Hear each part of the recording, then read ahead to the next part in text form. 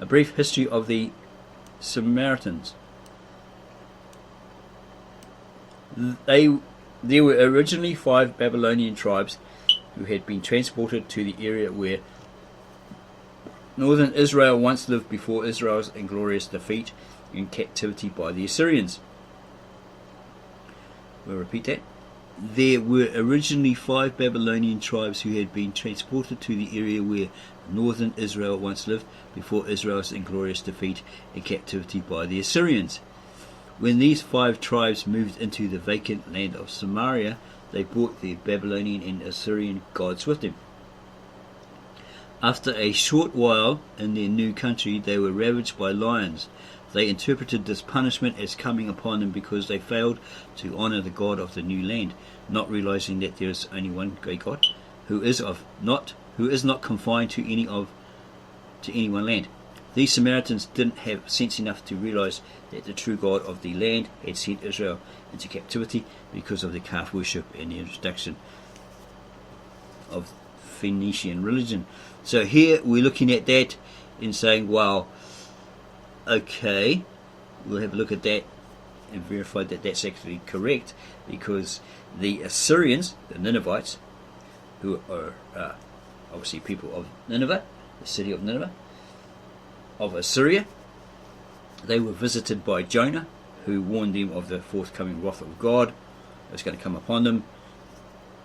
The king believed everything that Jonah said. He wrote it down in his cuneiform language, his language cuneiform, put it on clay tablets, supposedly, and then told all of his people to go around and bust all the idols, break all the idols, the maypoles, etc., and don sackcloth and cover themselves in dust, wail, etc., pull their beards, and convert to the one true God that Jonah told them about. Okay, and to verify this, in the New Testament, Christ says to the Pharisees, believe me when I say that the people of Nineveh will arise and judge this generation. And he's talking about the Pharisees, etc. So they did convert. There may have been some in Assyria that still clung to their old gods, but the people of Nineveh, the Ninevites, where supposedly the Ninevite Aramaic originated from.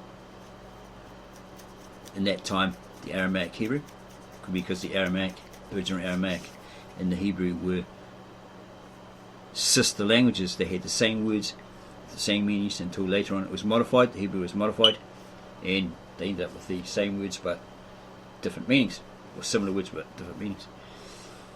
After a short while in their new country, they were ravaged by lions. They interpreted this punishment as coming upon them because they failed to honour the God of the new land, not realising that there is only one great God, who is not confined to any one land. These Samaritans didn't have sense enough to realise that the true God of the land had sent Israel into captivity because of their calf worship and the introduction of Phoenician religion. They asked the Assyrian king to send back one of the priests of Israel to teach them the former religion in order that the plague of lions would be stayed. The Israelitish priest who was sent to them taught the religion of northern Israel. Remember that the priests of northern Israel were not Levites. At the time of Jeroboam, the true priests of God were forced to flee to Jerusalem and Judea, 2 Chronicles 11:14. Jeroboam set up his own form of religion with the calves at Dan and Bethel, 1 Kings 12:28-30. He moved the holy days from the 7th to the 8th month. He made priests of the lowest of the people, those who were not of Levi, 1 Kings 12:31. All of these acts of Jeroboam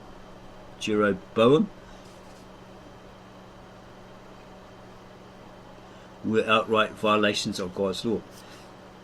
It was from the time of Jeroboam down to the time of Israel's captivity that the majority of Israel was not worshipping the true God at all. Jerusalem and God's temple had been repudiated, and paganism had been introduced on a grand scale.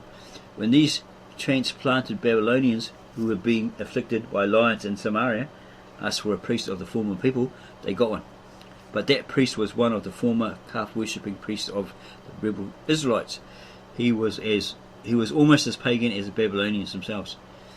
This priest of Israel taught the Babylonians, now called Samaritans, to adopt the former worship of the northern Israelites.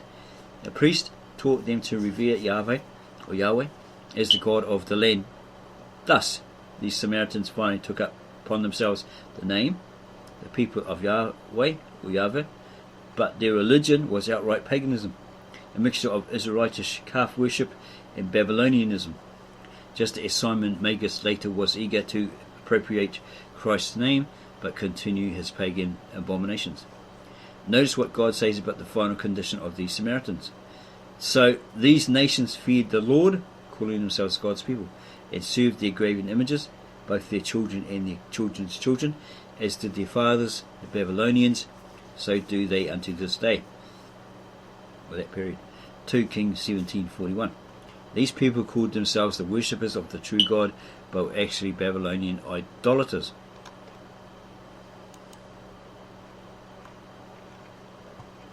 What deities did the Samaritans worship? It will pay us to notice the gods and goddesses that these forefathers of Simon Magus brought with them to Samaria. The people from the city of Babylon adored Succoth, Benoth, the Cuthites, Nergal, the Hamathites, Ashima, the Abites, Nibhaz and Tartak, the Sepharvites, Adram Melech and Anam Melech. The first deity is Succoth Benoth, a goddess. It was Semiramis in the form of Venus. Listen to Jones in his proper names of the OT, page 348. He says the name signifies tabernacles of daughters. It means chapels made of green boughs, or boffs, pretty sure that's bows, which the men of Babylon who had been transported into Samaria erected in honour to Venus, and where their daughters were prostituted by the devotees of that abominable goddess. It was the custom of Babylon, the mother of harlots, and therefore her sons did the same thing in Samaria. What about the god Nergal of Cuth? We are informed by McClintock in Strong's Encyclopedia that the name signifies the great man, the great hero, or the god of the chase, i.e. the hunter. In other words, as the encyclopedia further points out, he was a form of Nimrod. This hunter god was honoured by the people of Cuth, for Arabian tradition tells us that Cuth was a special city of Nimrod, volume 6, page 950. Editor note, Cuthians or Cuthians are referenced in the Babylonian Talmud. The next god was that of Hamath, Ashima. Jones shows us that he was the great pagan god of propitiation, i.e. the god who bore the guilt of his worshippers. Page 42. This god was the pagan redeemer, the Osiris of Egyptian fame, or the dying Nimrod. The Abites worshipped Nibhaz, masculine, the god of Hades, and Tartak, the mother of the gods. This last mentioned goddess was supposedly the mother of the Assyrian race, or as Jones says, she was Semiramis. See page 354. The fifth Babylonian tribe worshipped preeminently two gods, Adram Melech and Anam Melech. The first was the god of fire, the son of the Phoenicians Baal, Jones page 14. The second was the god of the flocks, or the Greek Hermes, the good shepherd, page 32. It is self-evident that these gods and goddesses were the major Babylonian deities, and at the same time the very gods and goddesses which the Roman Catholic Church deifies today as Christ, Mary, etc. Simon Magus grew up in this mixed-up society. The Samaritans called themselves the people of the true God, but religiously were practicing Babylonians. Simon himself was a priest of these people. The word Magus is a Chaldean Persian word for priest. Thus, in the encounter of Peter with Simon Magus, we find the first real connection of true Christianity with the Chaldean priest who was prophesied to bring in its false counterpart. Next, we will see Simon Magus managed to startle the Roman world with his plan to bring in one universal religion under the guise of Christianity. Editor's note: universal religion is a goal of the New World Order in 2006. One religion for all globally. Simon Magus begins Universal Church.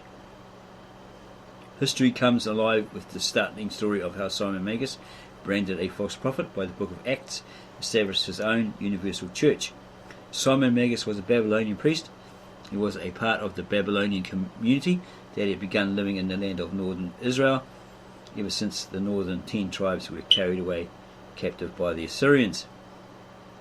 God tells us that these Samaritans, as they were called, were claiming to be the true people of God, while at the same time practicing many heathen rites which came directly from Babylon.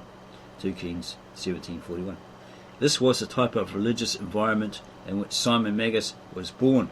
This was the environment in which he commenced his own ministry and was finally proclaimed a great one, the great power of God, that is God himself. Acts 8:9-10.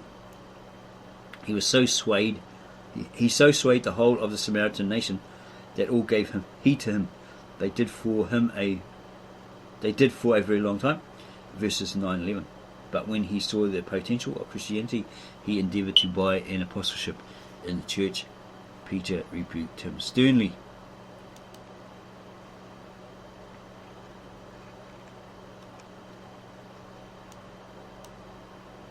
Simon Magus and his universal church. Simon Magus, after his rejection by Peter, began to fashion his own Christian church, a church of which he was head, a church designed to completely overthrow the true church of God. His idea was to blend together Babylonian teaching with some of the teachings of Christ, especially to take the name of Christ and thus create one universal church, but a church with Babylonianism as its basis. So this is possibly why the original Apostolic Orthodox Catholic Church of the East, founded by Thomas, Peter, Bartholomew, etc., has gone through 18 centuries of persecution. That could be another reason behind that, why they went through that.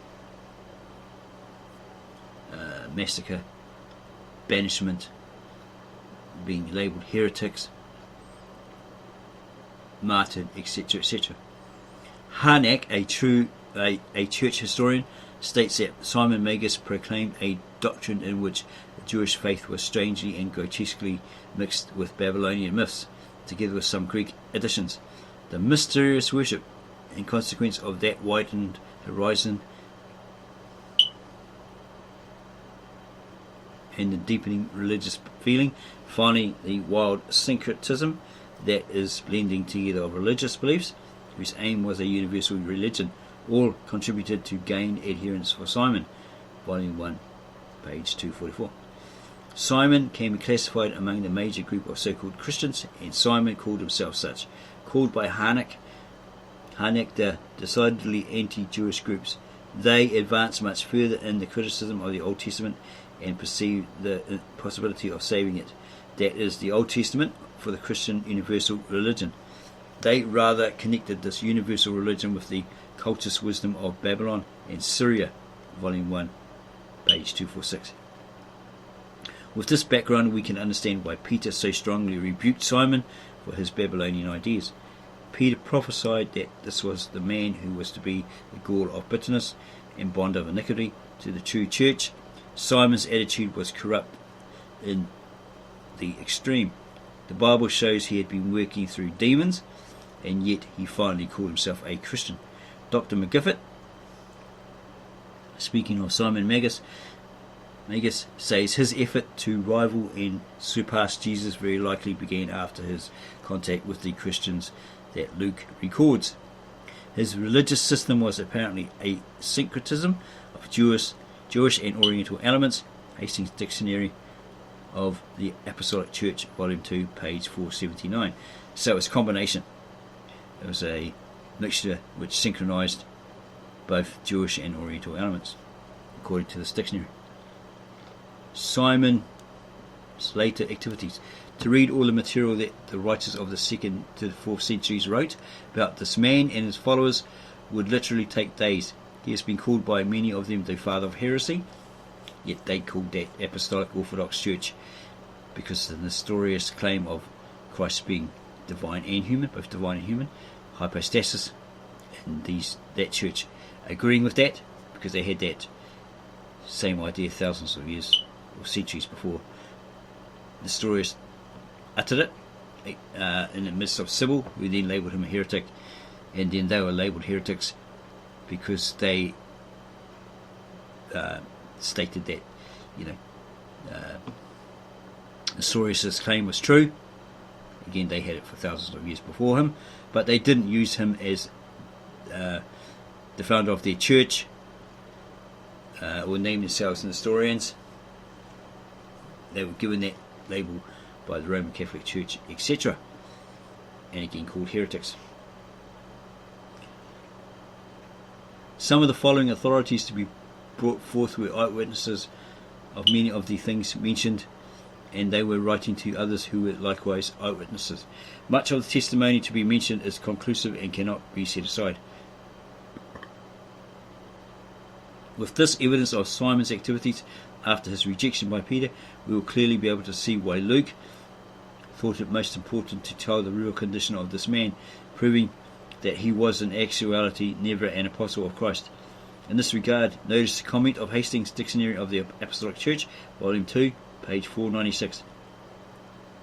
But it need not to be supposed that when Simon broke with the Christians, he renounced all he had learned.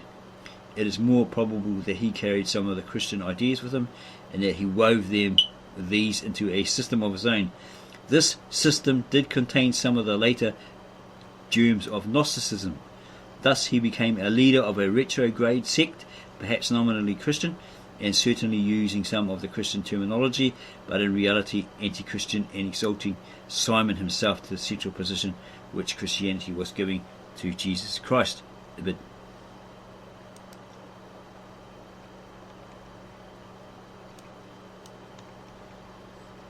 Simon Magus blends paganism with Christianity. What Simon did was to bring the Babylonian and Greek religious beliefs into a form of Christianity in order to bring about, as Harnack says, a universal, or that's global, worldwide, or Catholic religion. The amalgam of paganism and Christianity, which was characteristic of Gnosticism and which was especially obvious in the Simonian system, is readily explicable in the teaching of Simon Magus, who, according to the story in Acts, was brought into intimate contact with Christian teaching without becoming a genuine member. Ibid, page 496. We further find in Schaff's History of the Church a reference to the Simon Magus. He says, the author or first representative of this baptized heathenism, according to the uniform testimony of Christian antiquity, is Simon Magus, who unquestionably adulterated Christianity with pagan ideas and practices and gave himself out in a pantheistic style for an emanation of God. Apostolic Christianity, Volume 2, page 566. Simon only used the name of Christianity to bring about his own desired ends. The Dictionary of Religion and Ethics says that Simon was a false messiah who practiced magical arts and subsequently attempted, by the aid and with the sanction of Christianity, to set up a rival universal Catholic religion. Volume 11, page 514. Again, what do the histories tell us Simon's doctrines consisted of primarily? Two independent traditions profess to preserve the teachings of Simon, the one betraying the influence of Alexandrian allegory, the other of Syrian and Babylonian religion. Dictionary of Religion and Ethics, Volume 11, page 516. It is no wonder that Luke hits hard at the infamy of Simon, for Simon claimed to be a Christian, even an apostle, and yet was preaching Babylonian paganism. He was calling paganism by the name of Christianity. Evidently, the Simonian heresy always had a Christian tinge. This made it more dangerous to Christians than a Gnostic, which did not effect any Christian influence. Luke therefore would be anxious to disclose the true circumstances that accounted for the origin of the sect. Circumstances highly discreditable to Simon Hastings' Bible Dictionary, page 496. Circumstances highly discreditable to Simon, and that's in Hastings' Bible Dictionary, page 498. The reason Luke recorded this encounter with Simon was its far-reaching effects, as Hastings explains. The important reason was that of Luke's well-known plan of describing the first meeting between Christianity and rival systems, Ibid, page 498. Luke gives in detail the principal character who established the so-called Christian counterpart of the truth in the Apostles' days. This is the reason the apostles, in their church letters many times mention the false system as already in existence, but fails to describe its origin. They didn't have to. That was already done right at the first by Luke.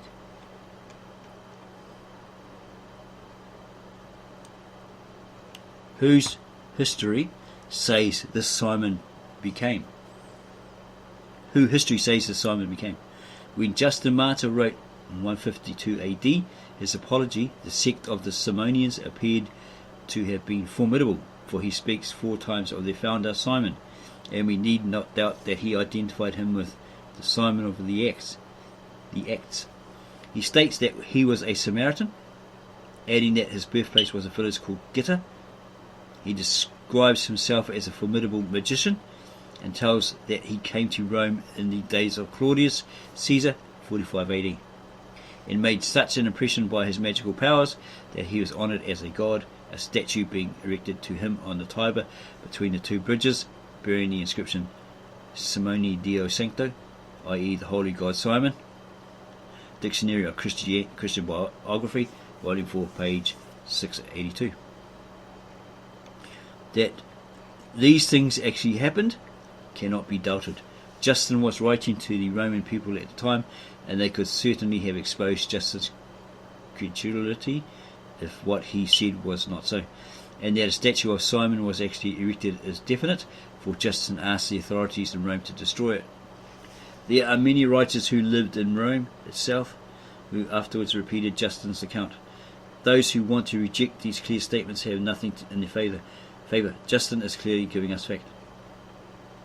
Hastings' Dictionary of the Apostolic Church, volume 2, page 496, states that there is very slight evidence on which to reject so precise a statement as Justin makes, a statement he would scarcely have hazarded in an apology addressed to Rome, where every person had the means of ascertaining its accuracy. If he made a mistake, it must have been at once exposed, and other writers would not have frequently repeated the story as they have done. At the time of Claudius, it was illegal to erect a statue to any man as a god or greatly honoured person unless the permission of the emperor and the senate had been secured. The statue was still standing in Justin's day, 152 AD. People were still giving regard to it. There are many accounts of Simon's travelling to Rome and becoming one of the great gods to the city and to the people of Rome. There are records which show that Simon prophesied that Rome will be the scene of his crowning glory and when he will be adored as a god. Dictionary of Religion and Ethics, volume 11, page 522.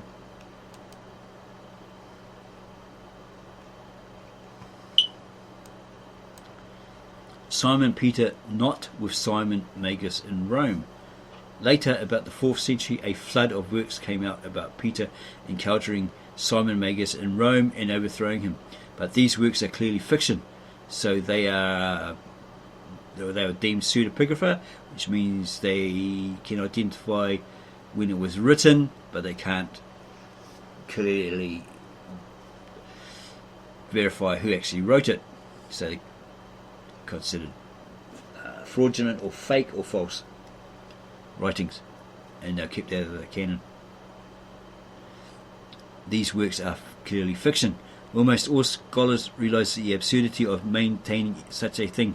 In the first place, it can be biblically shown that Peter the Apostle was never in Rome when these fictitious writings say he should be. I think he was only he went to Rome and he died there. He was martyred there, so before that he was never in Rome. It was not Simon Peter who went to Rome to become apostle to the Gentiles, but the Simon in Rome was Simon Magus.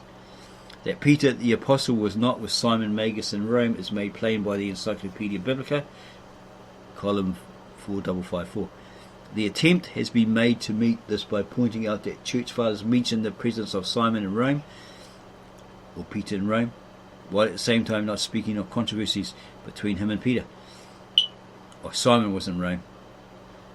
That's what they're talking about. This Simon Magus. This is indeed true of Justin, one of the earliest witnesses, 152 AD, who knows nothing of any presence of Peter in Rome at all, as also of Irenaeus. Not only did Justin feel that Peter was not in Rome at the time, but his deliberate silence shows he didn't want to perpetrate such fiction. After all, Justin lived very early in the history of the church, and the legend of the Apostle Peter's being in Rome hadn't got started yet. Continuing with the Encyclopedia Biblica about Justin's reference to Simon Magus, one part of this tradition, that about Simon's presence in Rome, Justin found himself able to accept. In fact, he held it to be confirmed by the statue, which he brought into connection with Simon. The other, that about Peter's presence in Rome, he was unable to accept, column 4555. Of course, Justin was unable to accept the latter teaching. The fact is, Simon Peter was not in Rome. It was another Simon who went there, Simon Magus, the one bringing Christianity to them in the guise of the old Babylonian mystery religions. Simon came to Rome with the grand idea of establishing a universal religion in the name of Christianity, and what is remarkable, he did just that. Next, we will see how Simon Magus became later confused with Simon Peter, and how he cleverly brought into Christianity the mystery religion of Babylon. Peter was not the first pope. Here are 10 solid biblical proofs that Peter was not at Rome. Mark each in your Bible and understand them well, so you will not be deceived. The primacy of the Roman Catholic Church depends upon one fundamental doctrine: the claim that Peter was the first bishop of Rome and the founder of the Roman Church. The teaching of Catholic historians tell us that Simon Peter went to Rome at the same time as Simon Magus in order to thwart his evils. This was during the reign of Claudius.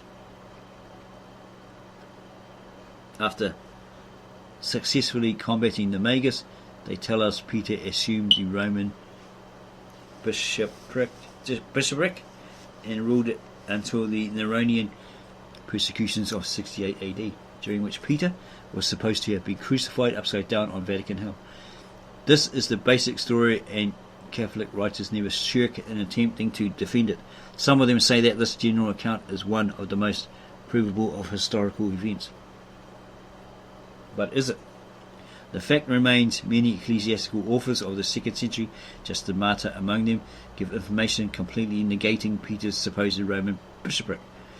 This is admitted by virtually all scholars except conservative Catholics. Encyclopedia Biblica, column 4554. But more important than this, the records of the true Church of God, the writings of the New Testament, absolutely refute the Roman Catholic claim. It is time that the world gets its eyes open to the truth of this matter, the truth which is clearly revealed in the Word of God. The Apostle Peter was never the Bishop of Rome. The Apostle Peter was never the Bishop of Rome.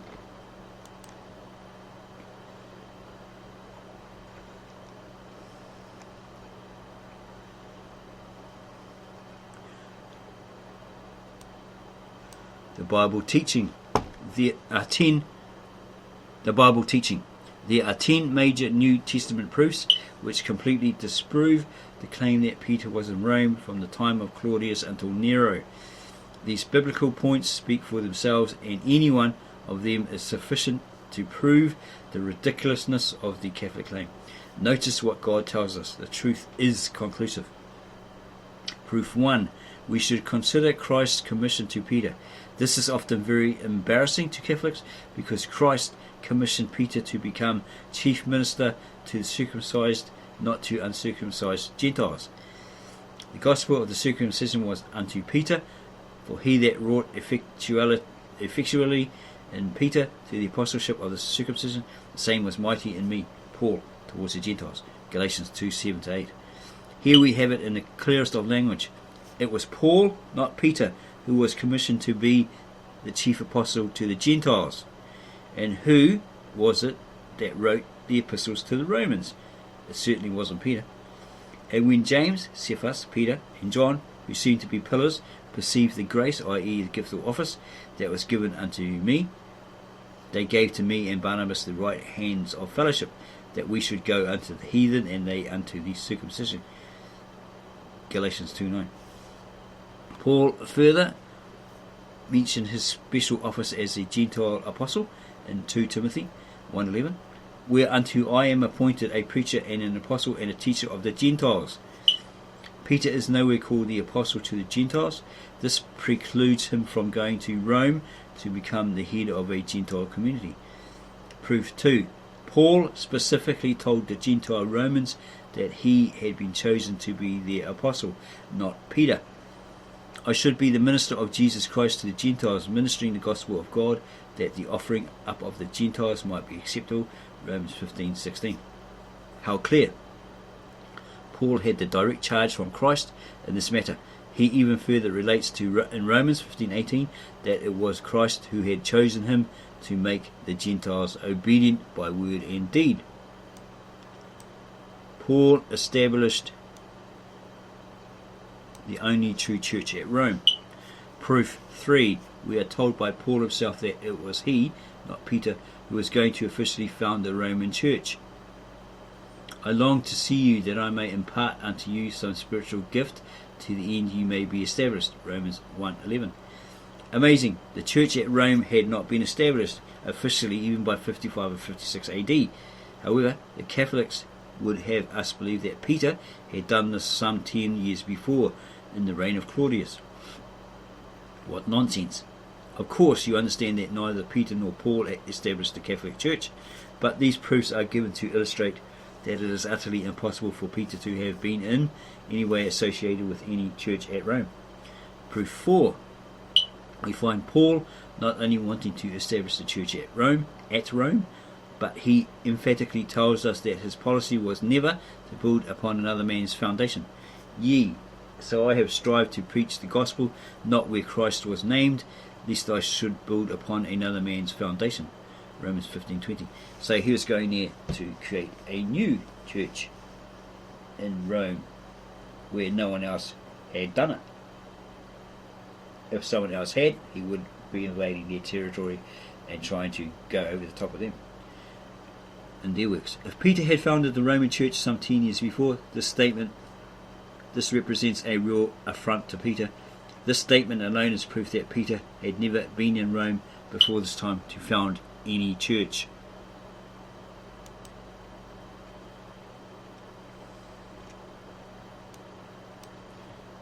Peter not in Rome. Proof 5. At the end of Paul's epistle to the Romans, he greets no fewer than 28 different individuals, but never mentions Peter at once. See Romans 16, read the whole chapter. Remember, Paul greeted these people in 55 or 56 AD. Why didn't he mention Peter? Peter simply wasn't there. Proof 6. Some 4 years after Paul wrote Romans, he was conveyed as a prisoner to Rome in order to stand trial before Caesar. When the Christian community in Rome heard of Paul's arrival, they all went to meet him. When the brethren of Rome heard of us, they came to meet us. Acts 28:15. Again, there is not a single mention of Peter among them. This would have been extraordinary had Peter been in Rome, for Luke always mentions by name important apostles in his narration of Acts, but he says nothing of Peter's meeting with Paul. Why? Because Peter was not in Rome. Proof 7. When Paul finally arrived at Rome, the first thing he did was to summon the chief of the Jews together. Acts 28:17, to whom he expounded and testified the kingdom of God. Verse 23. But what is amazing is that these chief Jewish elders claimed they knew very little even about the basic teachings of Christ. All they knew was that as concerning to the sect, we know that everywhere it is spoken against. Verse 22.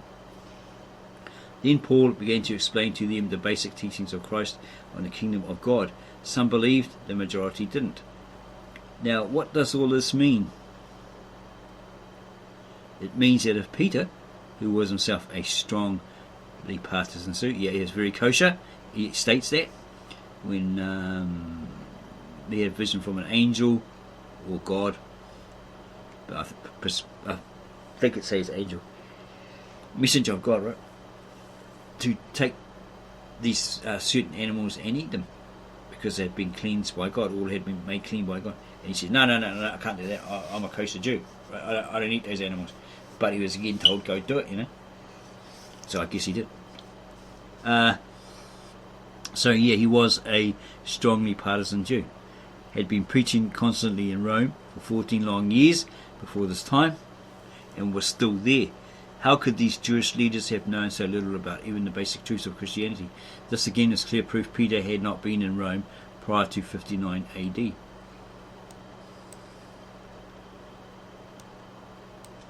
No mention of Peter in Paul's letters. Proof 8. After the rejection of the Jewish elders, Paul remained in his own hired house for 2 years. During that time he wrote epistles to the Ephesians, the Philippians, the Colossians, Philemon, and to the Hebrews. What is epistles? Are they like letters?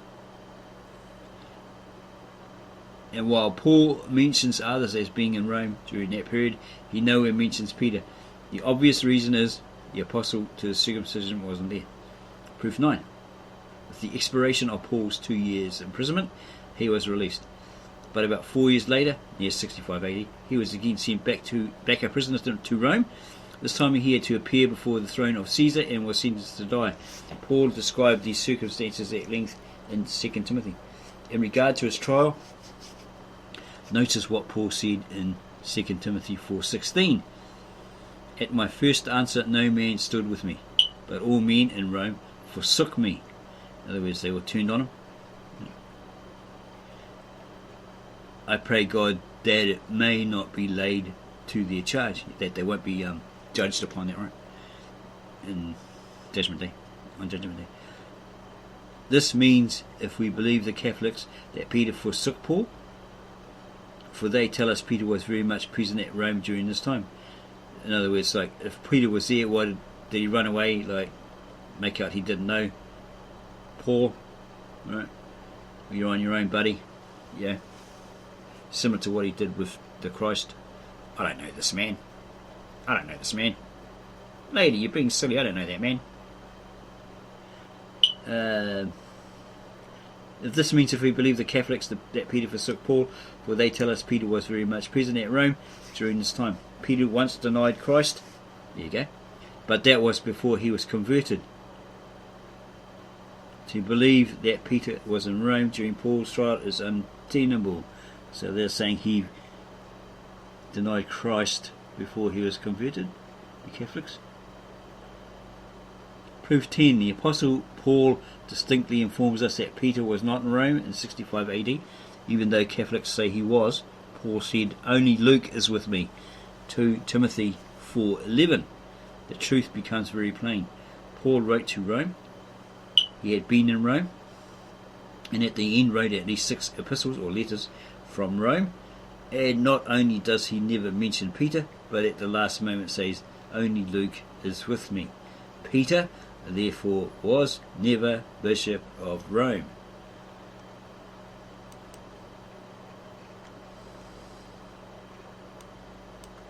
Where was Peter? Near 45 AD, where was Peter?